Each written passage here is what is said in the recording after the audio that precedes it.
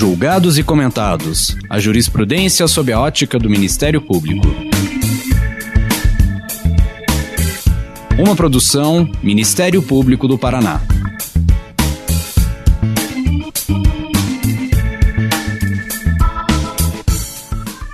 Olá, começando mais um Julgados e Comentados, o podcast sobre julgamentos relevantes sob a ótica do Ministério Público. Eu sou Eduardo Cambi, promotor de Justiça do Ministério Público do Paraná, e hoje vou conversar com meu colega Rafael Moura, promotor de Justiça do Ministério Público do Paraná, é membro do CAOP de Direitos Humanos, o Centro de Apoio de Direitos Humanos. Vamos conversar sobre o caso Favela Nova Brasília versus Brasil, julgado pela Corte Interamericana de Direitos Humanos. Olá, Rafael, muito obrigado pela presença. Fala um pouquinho de você e da sua atuação. Eu que agradeço o convite e a oportunidade de conversar com os colegas. Eu sou promotor de justiça já desde 2011 e nos últimos anos eu tenho me dedicado a realizar estudos sobre o sistema interamericano, sobre os diálogos entre a atividade do Ministério Público, da Justiça, com o sistema interamericano, comissão e corte. Tanto isso na universidade como ali por dentro do sistema interamericano, realizando um estágio, um curso na Comissão Interamericana de Direitos Humanos. Rafael, antes da gente falar do caso em si, vamos explicar para os nossos ouvintes o que é o Sistema Interamericano de Direitos Humanos, como é que ele funciona, o que é a Comissão Americana de Direitos Humanos, como é que se chega à Corte Interamericana de Direitos Humanos, enfim, explica isso porque isso não faz parte do dia a dia de muitos colegas e de pessoas que trabalham no Ministério Público, mas que pode vir a fazer parte, já que não é algo que deveria estar tão distante da nossa realidade. O sistema interamericano, basicamente, é um sistema de justiça, tal qual existe o nosso sistema doméstico, o sistema nacional, que é composto pelo Ministério Público, Defensoria, a Justiça, o Poder Judiciário. Lá existe também um sistema mais simples, não tem tantas instituições, formado pela Comissão Interamericana, que em rápidas palavras é algo, um órgão muito parecido com o Ministério Público, que tem por função realizar um monitoramento, a investigação de casos ocorridos nas Américas, no continente americano, relativos a violações de direitos humanos, e ao lado da comissão a Corte Interamericana. Portanto, os casos que a comissão investigou, apurou, conversou com as partes, com os representantes das vítimas, que são muitas vezes organizações internacionais, e com os próprios estados partes, e o Brasil é um estado parte, se não se chegar a uma resolução amigável, um acordo, em último caso a comissão pode judicializar, pode apresentar, entre aspas, uma denúncia, levar o caso até a Corte Interamericana, que é um órgão judicial, e a Corte, por sua vez, ao final, depois também de realizar a investigação e passar por todo o devido processo legal, pode condenar o Brasil a adoção de determinadas medidas de reparação. Assim, vamos deixar isso mais claro. Existe a Convenção Americana de Direitos Humanos, também chamado de Pacto de São José da Costa Rica, onde há um rol de direitos humanos. Havendo violação desses direitos humanos, o que fazer o cidadão, as pessoas que sofrem, as vítimas da violação de direitos humanos, o que elas devem fazer? Existe, então, a Convenção Americana de Direitos Humanos, que é a Constituição, é o documento que prevê os direitos individuais, as liberdades civis para os cidadãos, que residem nos países que aderiram a esse sistema, que ratificaram a Convenção Americana de Direitos Humanos. O Brasil é um deles. Ao lado da Convenção existem diversos outros documentos que complementam e criam outros direitos nesse sistema constitucional interamericano, nesse sistema de justiça internacional.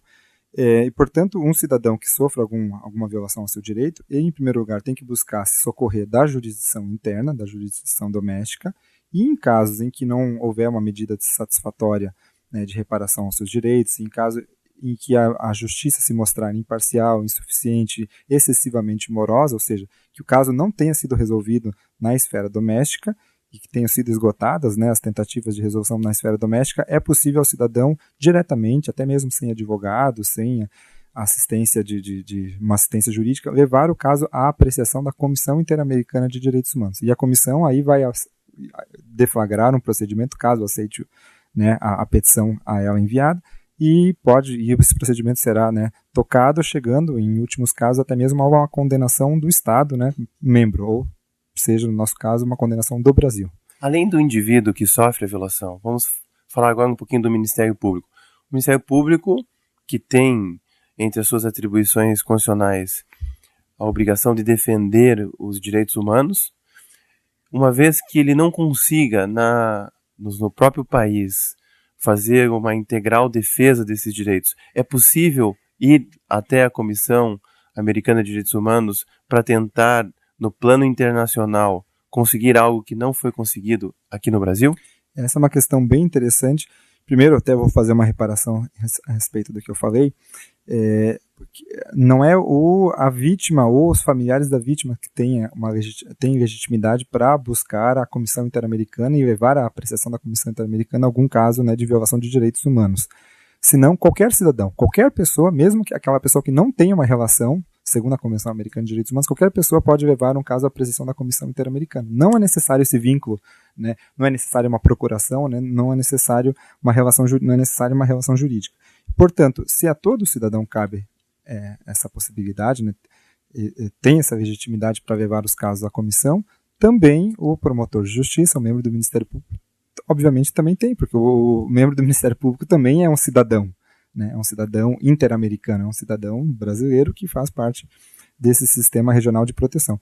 Portanto, é possível sim que um promotor de justiça, em última instância, né, em último caso a justiça brasileira não responda adequadamente, né, à proteção, aos seus deveres de proteger os direitos humanos, é possível que ele leve até a Comissão Interamericana.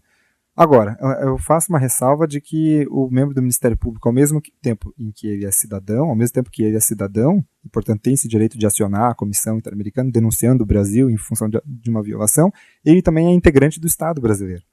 Então, ele só pode levar somente um caso que esteja sob a sua apreciação, né, em que ele tenha trabalhado, só pode levar caso ele tenha agido de maneira diligente e esgotado as suas possibilidades de atuação. Porque não faria sentido levar um caso em que ele mesmo foi omisso. Então, acho que essa é uma ressalva interessante. Tá, vamos lá. Chegando na comissão, a comissão vai fazer uma análise da situação. E quais são os caminhos que essa comissão pode trilhar? Quais são as possibilidades em havendo uma violação de direitos humanos, o que a comissão pode fazer? A comissão, como eu disse, não é um órgão jurisdicional, é um órgão quase jurisdicional, um órgão similar ao Ministério Público. Ela recebe aquela petição inicialmente, faz uma análise, uma triagem e decide por dar prosseguimento ou não ao pedido, né, apresentado a ela. Se decidir pelo prosseguimento, ela irá notificar o Brasil, né, por meio do Ministério das Relações Exteriores, por meio da sua Advocacia Geral da União, que irá apresentar uma defesa inicial em relação à admissibilidade ou não, aos requisitos de admissibilidade. O prazo de 6 meses após a ciência do término do trânsito julgado do processo interno, em relação à cidadania do peticionante, em relação à violação, a alegação de violação de direitos que estejam previstos na Convenção Americana, ou seja, esses critérios formais. Depois de recebida essa defesa do Brasil, a comissão irá decidir ou não pela admissibilidade do caso. Vencida a admissibilidade, sendo admitido o caso, ela irá tratar do mérito. Em primeiro momento, se houver fatos controversos, né, se o Brasil tiver impugnado determinados fatos, determinados pontos controvertidos, irá realizar a oitiva de testemunhas, produção de provas, e se os fatos já estiverem, né, incontroversos, ou se desde o início o Brasil não tiver impugnado os fatos, ela poderá convocar uma audiência para tentar uma composição amigável. E não sendo possível, ao final ela forma a sua convicção, ela forma o seu entendimento a respeito do caso e elabora um relatório de mérito, que é como se fosse uma recomendação administrativa, para a gente falar nos termos aqui do nosso Ministério Público. Então ela encaminha em sigilo essa recomendação, explicando todos os fatos, né, considerando os argumentos de ambas as partes e já recomendando ao país, no caso nosso aqui ao Brasil, quais medidas devem ser adotadas para a reparação daqueles direitos humanos violados. Dando inicialmente um prazo de 3 meses para que o Brasil, né, se adeque e promova, né, um plano para cumprimento daquelas medidas. Caso o Brasil expressamente se negue a cumprir as medidas ou por inação, né, por omissão, também não as cumpra, em último caso, aí a comissão decide ajuizar o caso perante a Corte Interamericana, levar o caso até a Corte Interamericana pedindo uma condenação, aí sim uma condenação jurisdicional, que o país tem uma obrigação jurídica de cumprir, a fim de que aquelas medidas que ela sugeriu inicialmente, que ela recomendou, sejam determinadas, sejam ordenadas contra o país. Ou seja, a Corte Interamericana de Direitos Humanos só vai atuar depois de frustradas uma série de negociações, recomendações que a própria Comissão Interamericana fez. Isso. E daí dá início... O procedimento é moroso, é lento. E eu acho que duas observações também são interessantes. Uma delas é de que a Corte, ela condena não as partes, ela não é um órgão judicial que condena e que avalia condutas humanas, ela não condena uma pessoa. Quem faz isso no âmbito internacional é só o Tribunal Penal Internacional. A Corte condena o país, né, condena o Estado.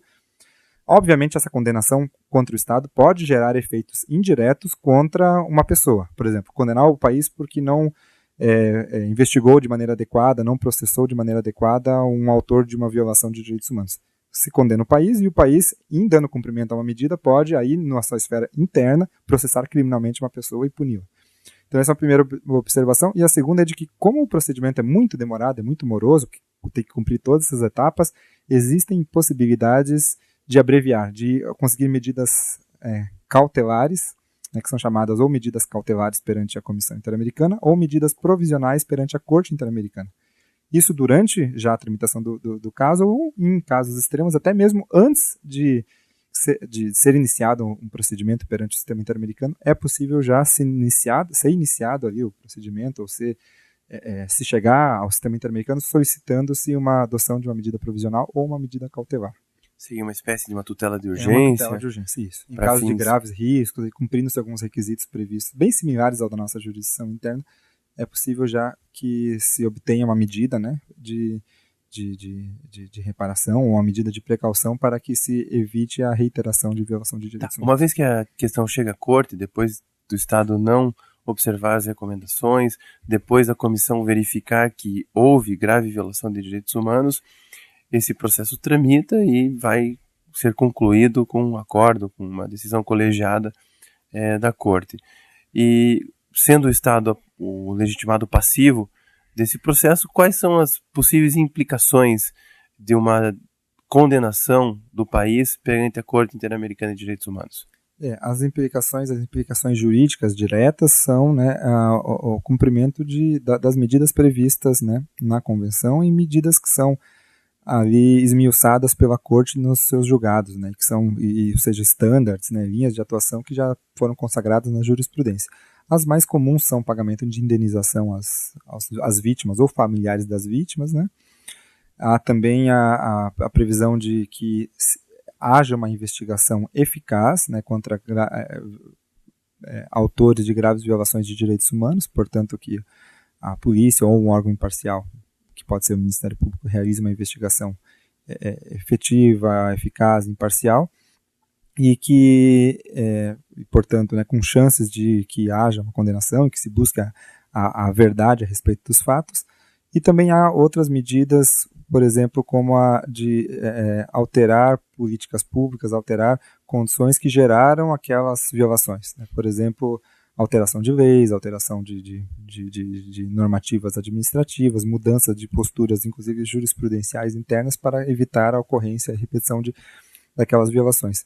E, por último, algumas medidas interessantes que são criativas e podem auxiliar, inclusive, aos promotores de justiça nas suas atividades, nas suas ações civis públicas, na persecução penal cotidiana, que são, por exemplo, medidas de atos solenes de reconhecimento de culpa por parte do Estado, a elaboração a construção de algum monumento em memória às vítimas, né, e que busque educar as futuras gerações, busque deixar sinalizado o que aconteceu, o que de fato se passou, para que a sociedade crie uma consciência a respeito daquelas violações e evite que outras similares aconteçam.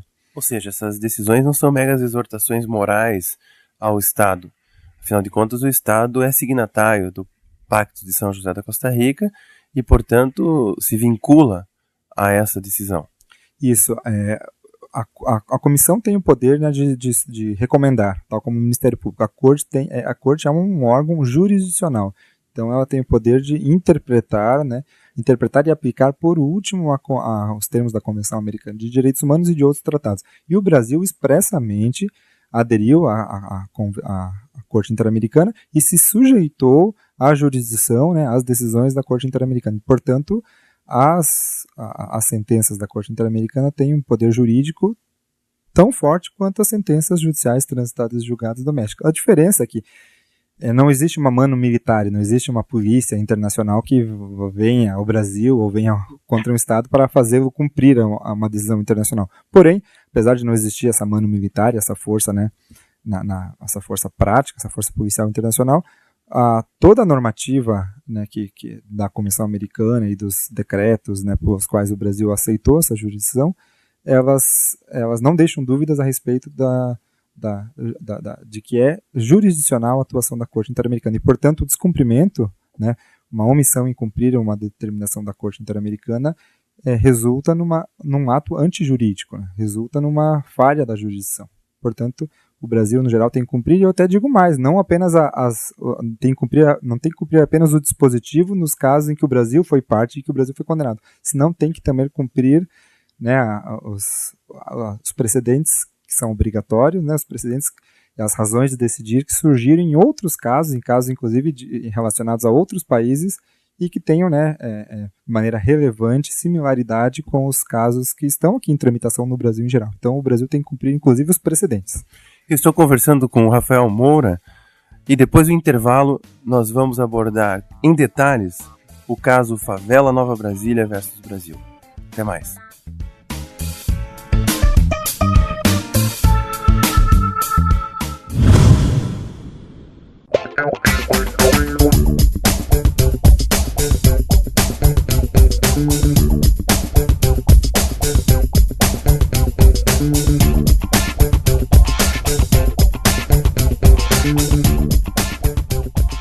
Rafael, vamos falar um pouco agora do caso Favela Nova Brasília versus Brasil. Que caso é esse? Que fatos ele envolveu? Um caso bastante interessante e emblemático, né, que gerou um julgamento e a condenação do Brasil em 16 de fevereiro de 2017. E basicamente esses fatos eles foram levados até a comissão e até a corte e tratam de falhas, né, na investigação e na punição dos responsáveis por prováveis execuções extrajudiciais, ou seja, por prováveis homicídios praticados pela Polícia Civil, né, homicídios de 26 pessoas, praticados no âmbito de incursões policiais feitas, né, pela a Polícia Civil, nesse caso, no Rio de Janeiro. E esses casos foram justificados, inclusive a não investigação desses casos foi justificada pelas autoridades policiais, pela própria Polícia Civil. Né? É interessante registrar que a Polícia Civil, policiais civis, né, praticaram essas incursões e também realizaram a investigação dos fatos e justificaram, em boa parte, a não instauração dos inquéritos policiais mediante o uso dos autos de resistência, né? De maneira que não avaliaram os fatos, né, a fundo. E se limitaram a estigmatizar as vítimas, né, as pessoas falecidas, as pessoas que foram mortas nesses confrontos. E, portanto, não se analisou de maneira detalhada a uso legítimo ou não da força policial nesses casos. E, portanto, por essa omissão é que o Brasil foi condenado. Bom, então a gente está diante de um caso de violência policial, violência institucional, violência por parte do Estado, uma situação que ocorreu entre os dias 18 de outubro de 1994 a 8 de maio de 1995, envolvendo a Polícia Civil do Rio de Janeiro, na favela Nova Brasília, que é dentro do Complexo do Alemão. E quais são os dispositivos que a Corte Interamericana de Direitos Humanos afirmou terem sido violados pelo Estado brasileiro? Então, como eu falei ali no primeiro bloco, né, o caso chega até a comissão, até a corte e são investigados os fatos. É interessante que os fatos, né, que geraram violações de direitos humanos, eles restaram incontroversos. Não houve dúvidas ali em relação ao Estado brasileiro, à comissão e à corte, a respeito da ocorrência desses fatos. Os fatos, basicamente, não envolvem os homicídios, até porque os homicídios ocorreram em 94 e 95, e a Corte Interamericana só tem jurisdição sobre o Brasil, só tem competência a partir de 10 de dezembro de 1998. Então, os fatos anteriores não puderam ser analisados, né, nem a postura do Estado brasileiro, porém, a postura do Estado, depois de 10 de dezembro, pôde ser analisada. E o que se identificou ali foi que, depois de 10 de dezembro de 1998, o Brasil violou os direitos às garantias judiciais de independência e imparcialidade das investigações. Então, a Corte diz que as investigações têm que ser feitas de modo imparcial, né, e independente. E também houve também a violação das garantias judiciais porque o Brasil não empreendeu a devida diligência nas investigações e não atendeu os prazos de maneira razoável. Então, deixou, né, a investigação correr por tempo irrazoável e também violou o direito à proteção judicial. O primeiro direito das garantias judiciais se encontra no artigo 8º da Convenção Americana, e o segundo direito previsto no artigo 25 é o direito à proteção judicial. Então, o sistema de justiça brasileiro não protegeu de maneira adequada as vítimas e os seus familiares em relação à ausência ausência da investigação ou falha da investigação. Só para entender, então, de forma mais clara, a polícia subiu o morro, executou 26 pessoas, foi feito um auto de resistência para justificar aquelas mortes, como se atribuindo a culpa desses fatos a próprias vítimas. E, em decorrência desses autos de resistência, o Estado brasileiro simplesmente deixou de apurar, deixou de investigar a conduta dos policiais. É isso que aconteceu? Não, exatamente isso. E a condenação do Brasil, né, se focou, se deu em função da omissão do Estado em investigar os policiais. Em decorrência dessa condenação, quais foram as consequências ou quais foram as sanções que a Corte Interamericana de Direitos Humanos impôs ao Brasil? Só para complementar antes, além desses 26 né, possíveis homicídios, também foram identificados 3 eventuais estupros, 2 contra adolescentes. Então, né, as graves violações de direitos humanos se centram nas execuções, né, execuções sumárias praticadas possivelmente pela polícia e também nos eventuais estupros, né, 2 contra adolescentes. Em função disso, a Corte determinou que o Brasil continuasse as investigações em relação às mortes de 1994 e iniciasse as investigações em relação às mortes ocorridas em 1995, de modo eficaz, né, em prazo razoável para identificar, processar e, caso, né, seja pertinente, punir os responsáveis, para que seja feita uma investigação, digamos, de verdade, uma investigação eficaz. Também determinou que a Procuradoria-Geral da República, e esse é um tema bem interessante para o Ministério Público Estadual, considerasse e realizasse estudos sobre a pertinência ou não de emitir um pedido de deslocamento de competência, né, da Justiça Estadual, do Sistema de Justiça Estadual para o Sistema de Justiça Federal. Então, determinou que a Procuradoria-Geral de Justiça, Procuradoria-Geral da República, levasse em consideração essa possibilidade. Nós temos isso na Constituição, a possibilidade de federalização de crimes. Inclusive, recentemente, o Ministério Público Federal, no caso Marielle, usou esse expediente, não é isso? Sim, sim. É uma possibilidade diante da ineficácia, né, da atuação das instituições em nível estadual. Claro, essa é uma medida última também, né, uma medida que tem que ser tomada em casos extremos, até porque quando ela é tomada, o caso já não foi investigado de maneira adequada e muito dificilmente terá um resultado a contento. Portanto, o protagonista na defesa dos direitos humanos e na persecução penal desses casos tem que ser o sistema estadual de justiça. Então é interessante que até esse dispositivo da Constituição foi citado pela Corte, né? Determinou também que fosse realizada uma investigação eficaz a respeito dos fatos de violência sexual, né? Determinou também que fosse oferecido de maneira gratuita por meio das suas instituições de saúde tratamento psicológico e psiquiátrico aos familiares das vítimas, né, e às vítimas que ainda estão vivas, as vítimas principalmente no caso de violência sexual. O reconhecimento público, determinou a realização de um ato de reconhecimento público por parte do Estado de responsabilidade internacional em relação aos fatos, né, e mais precisamente, né, determinou que devem ser inauguradas 2 placas em memória das vítimas, né, da sentença na praça principal da favela Nova Brasília. Então essa é uma medida interessante que, né, por analogia, talvez possa ser utilizada em outros casos, né, talvez até em ações civis públicas. É uma medida, né, simbólica, mas tem a sua importância para marcar o fato. Também determinou que o Brasil publique anualmente um relatório oficial com dados relativos às mortes ocasionadas durante operações policiais, né, em todos os estados do país, com informações atualizadas anualmente. E aqui no Paraná esses dados têm sido acompanhados, né, pelo GAECO, né, semestralmente, se não me engano, anualmente com certeza, se não me engano, até semestralmente. Aliás, esse é um dado importante, Rafael, porque o Brasil registra elevados índices de homicídio, cerca de 130 homicídios por dia, sabendo que 85% desses homicídios não são apurados nem solucionados pelo Estado. E sabendo também que a maior parte dos que morrem são os pobres, são jovens, negros, o que mostra uma espécie de racismo do Estado. Você também vê dessa forma? Sim, e esse é um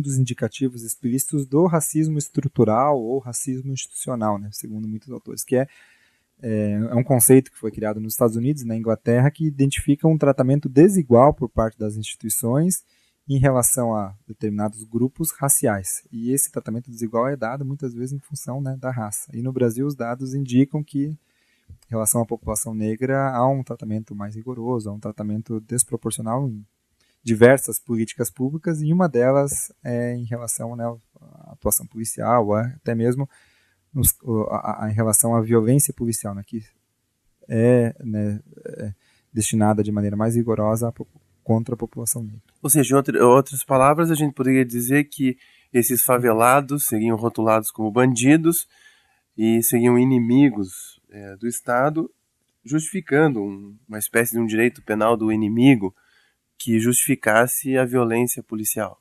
De certa maneira, é isso que acontece, e daí a importância de que haja mecanismos, né, e haja uma prática das instituições, e principalmente do Ministério Público, de apurar cada caso de maneira imparcial, sem preconceitos, né, sem estigmatizações. E, portanto, cada confronto, né, envolvendo a polícia tem que ser apurado, né, digamos, do zero, sem um julgamento, sem uma presunção nem para um lado nem para o outro, de maneira a buscar, né, o que as provas ali, o que os fatos têm a dizer a respeito dos fatos. Nem para gerar uma condenação em todos os casos, obviamente, ou uma denúncia contra o policial, e tampouco para também impedir a realização de uma investigação.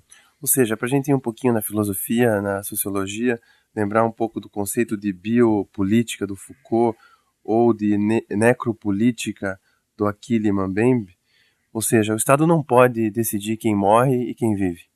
Sim, o Estado, ao contrário, o Estado não pode se rebaixar, né, ao nível do, entre aspas, né, criminoso ou do autor de violações de direitos humanos.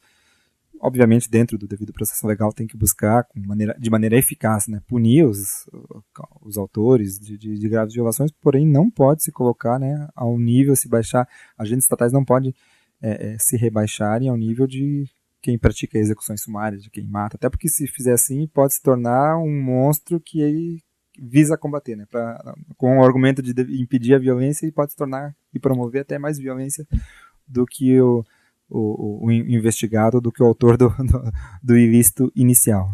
E, Rafael, então, para minimizar essa falta de investigação ou falta de efetividade na investigação, não seria importante dar oportunidade para que as vítimas auxiliem os órgãos de persecução penal no combate à violência? Sim, aqui tem um ponto bem interessante que toca diretamente à atividade, né, dos promotores de justiça, que é o de que no processo penal brasileiro, né, de acordo com o Código do Processo Penal Brasileiro, segundo o artigo, mais precisamente segundo o artigo 268, as vítimas, né, os familiares das vítimas têm possibilidade de atuação apenas na fase judicial. Não há uma previsão, né, expressa a respeito da participação das vítimas durante as investigações, durante a fase pré-processual.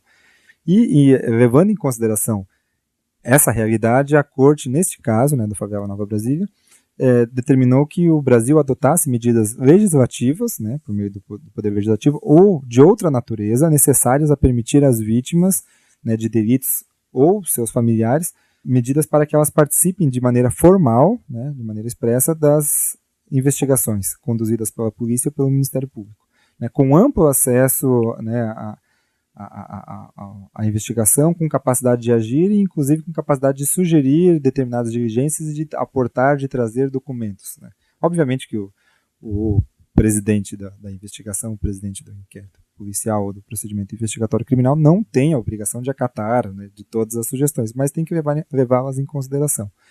Então essa é uma medida que consta na condenação do Brasil. O Brasil é obrigado a suprir essa omissão legislativa, e nesse sentido, já na semana passada, se eu não estou enganado, houve uma modificação na resolução, também, se não me engano, no número 181 do Conselho Nacional do Ministério Público, a resolução que regulamenta, né, a investigação no PIC, determinando que em graves violações...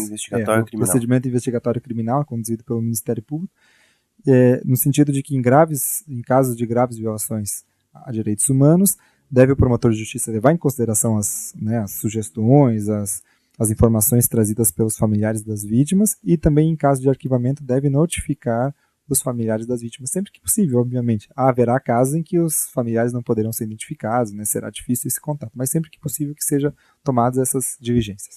Para a gente finalizar, qual é o papel do Ministério Público no combate à violência estrutural que está institucionalizada no Brasil, por meio do próprio Estado, no efetivo cumprimento da decisão, no caso, Favela Nova Brasil?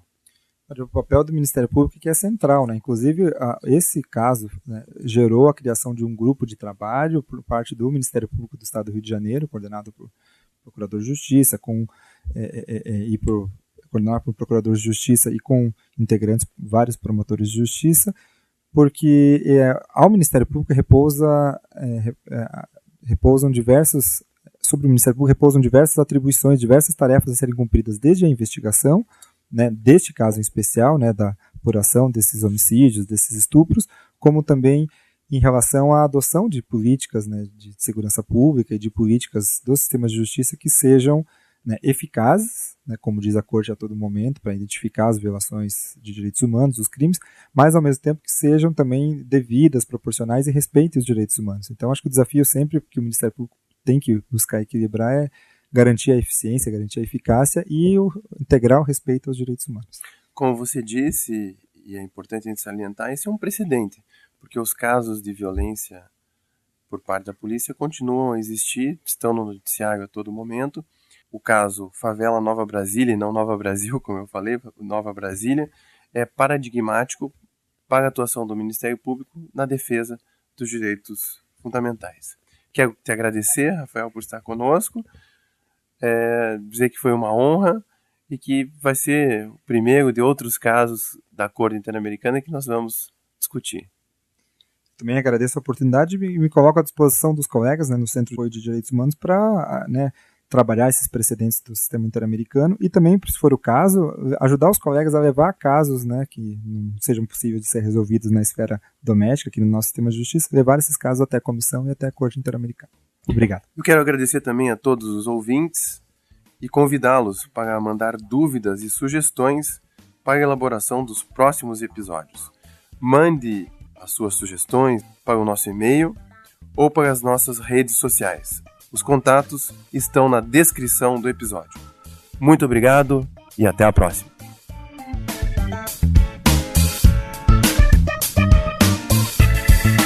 Uma produção Ministério Público do Paraná.